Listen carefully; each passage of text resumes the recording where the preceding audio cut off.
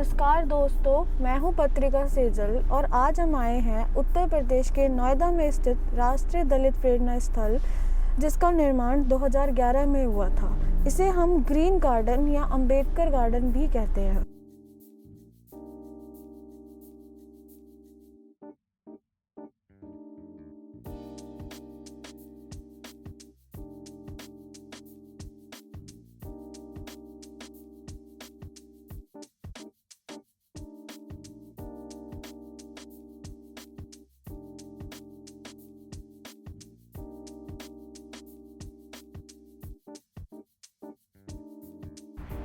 राष्ट्रीय दलित प्रेरणा स्थल और ग्रीन गार्डन नोएडा उत्तर प्रदेश भारत में एक स्मारक है। इसे उत्तर प्रदेश की पूर्व मुख्यमंत्री मायावती द्वारा शुरू किया गया था और 14 अक्टूबर 2011 को इसका उद्घाटन किया गया था।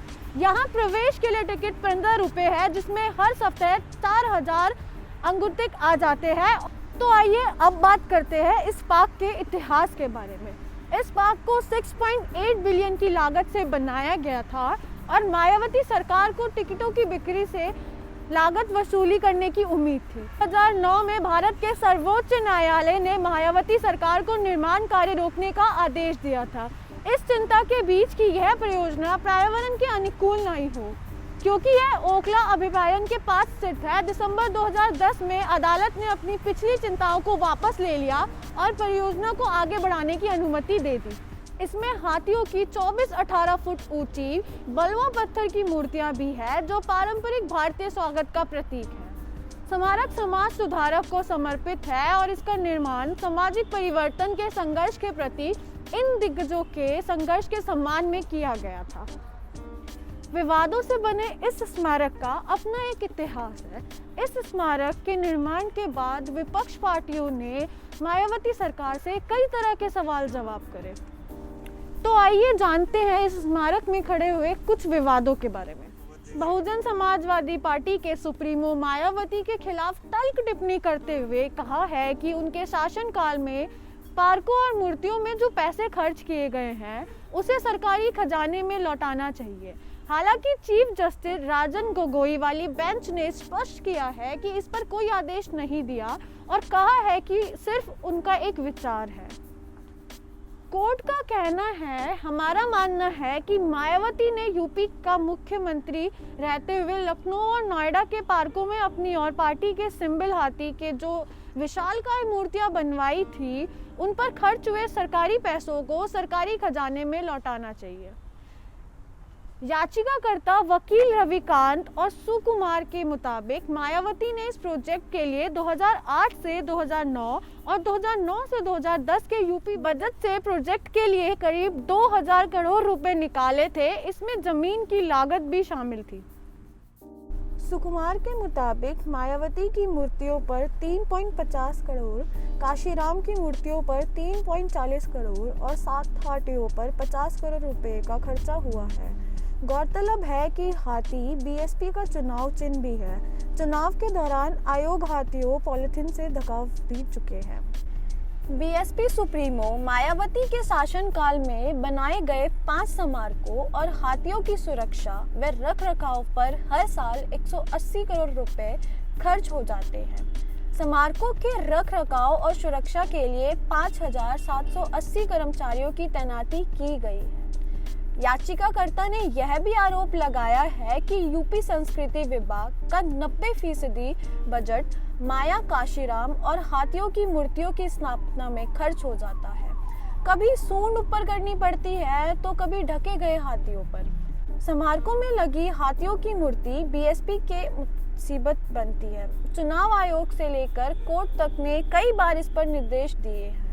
मायावती को इन मूर्तियों को बचाए रखने की तरकीब निकालने के लिए खासी मशक्कत करनी पड़ी है। सुप्रीम कोर्ट की टिप्पणी के बाद अब एक बार फिर विपक्ष को हमलावर होने का मौका मिल गया।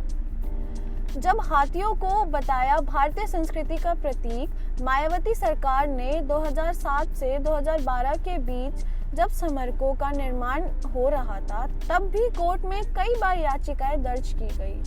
कोर्ट ने उनका संज्ञान लेते हुए समय समय पर आदेश भी जारी किए। सबसे ज्यादा आपत्ति इस बात को लेकर हुई कि हाथी भाजपा का चुनाव चिन्ह है। ऐसे में सरकारी खर्चे से पार्टी का प्रचार किया जा रहा है। कोर्ट ने इस पर आपत्ति की तो बीएसपी ने सुप्रीम कोर्ट में यह तर्क दिया कि हाथी उसके चुनाव निशान के तौर पर नहीं लगाए गए हैं। ये भारतीय संस्कृति में स्वागत का प्रतीक है। पुराने समय में भी घरों के बाहर स्वागत करते हुए हाथी बनाए जाते थे। यह भी तर्क दिया गया कि इन हाथियों की सूंड ऊपर है, जबकि पार्टी के चुनाव निशान में हाथी की सूंड नीचे है। हालांकि उस समय यह बात भी आई कि कोर्ट में अपील करने से पहले रातों रात हाथियों की सूंड ऊपर करवा दी गई थी। बीएसपी बहुजन समाजवादी पार्टी ने यूपी में मायावती के मुख्यमंत्री रहने के दौरान लखनऊ और नोएडा में अंबेडकर पार्क बनाए जाने का बचाव किया। पार्टी प्रवक्ता सुधींद्र भिदोरिया ने इंडिया टुडे से कहा कि बीएसपी सरदार पटेल की मूर्ति का स्वागत करती है, लेकिन साथ ही वो बीजेपी के दोहरेपन के खिलाफ है। भिदोरिया ने कहा कि जब हमने अंबेडकर पार्कों का निर्माण किया था तो बीजेपी ने इस जनता के पैसे का दुरुपयोग बताते हुए अब वो खुद सरकारी पैसों का इस्तेमाल कर रहे हैं। भिदोरिया ने कहा, ये अच्छा है कि सरदार वल्लभ भाई पटेल के सम्मान में उनकी मूर्तियों का निर्माण हुआ। वो संयुक्त भारत के बड़े स्टेटमेंट के तौर पर याद किए जाते हैं। सरदार पटेल नेताओं के उस समूह में भी शामिल रहे जिसकी अगुवाई बाबा साहेब डॉक्टर भीमराव अंबेडकर ने की। भदौरिया के मुताबिक जब उत्तर प्रदेश में लखनऊ और नोएडा में अंबेडकर पार्क बनाए गए थे तो बीजेपी ने आलोचना में कोई कसर नहीं छोड़ी थी। भदौरिया ने कहा, तब बीजेपी ने इसे जनता के पैसे की बर्बादी बताया था। अब उन्होंने सरकारी पैसे का क्यों स्टैचू ऑफ यूनिटी का निर्माण किया?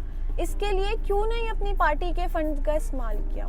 बीएसपी प्रवक्ता के मुताबिक अंबेडकर पार्कों को उन सभी महापुरुषों को समर्पित किया गया है जिन्होंने गरीबों के उत्थान के लिए काम किया।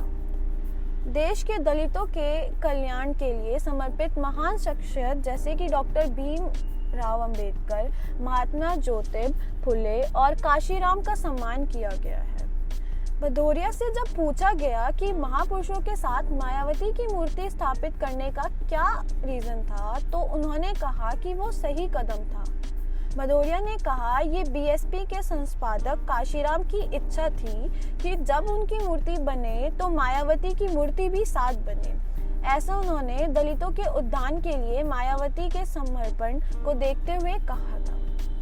भदौरिया ने लखनऊ और नोएडा में अंबेडकर पार्कों में पत्थर के हाथी बनाने का भी स्वागत किया। भदौरिया ने कहा, अंबेडकर पार्कों में हाथी सिर्फ बीएसपी का प्रतीक नहीं है, वो डॉक्टर अंबेडकर और उनकी रिपब्लिकन पार्टी का भी प्रतीक है, इसलिए उसे पार्कों में बनाया गया था।